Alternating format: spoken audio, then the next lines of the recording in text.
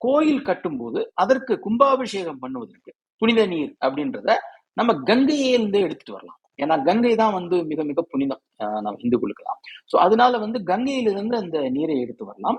அப்படி வரும்போது ஒரு சத்திரிய ராஜாக்களுடைய ஒரு வழிமுறையான திக்விஜயம் மாதிரி நடத்திட்டு போய் இதை எடுத்துட்டு வரலாம் அப்படின்றது அவருடைய மனக்கண்ணில் இருந்தது. சோ அதனால வந்து என்ன பண்ணினார் அப்படின்னா, அவருடைய படைத்தலைவரை கூப்பிட்டு நீ போய் கங்கையிலிருந்து அவர் படையோடு போய் தண்ணீரை எடுத்து கொண்டு வா அப்படின்னு சொல்றாரு. அவர் வழியில ஏகப்பட்ட நாடுகள் இப்போ ஆந்திராவை தாண்டி உள்ள இந்த சத்தீஸ்கர் பகுதியிலிருந்து நேராக வங்காளம், அங்கதான் மகிபாலன் அப்படின்ற பால அரசர்களுடைய வம்சம் ஆட்சி செய்து கொண்டிருந்தது. அது வரைக்கும் போய் அந்த அரசனை தோற்கடித்து யானையே பாலமாக கட்டி, கங்கை நதி வந்து அந்த கிட்டத்தட்ட ஒரு முகாத்துவாரத்துக்கு நதியில ரொம்ப பெருசு.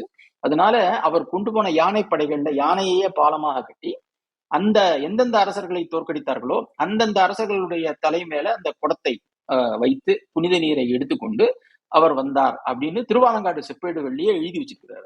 இந்த செப்பேடுகள்லயே அந்த செய்தி நமக்கு தெரியுது. அந்த கங்கை நீரை எடுத்துட்டு வராங்க.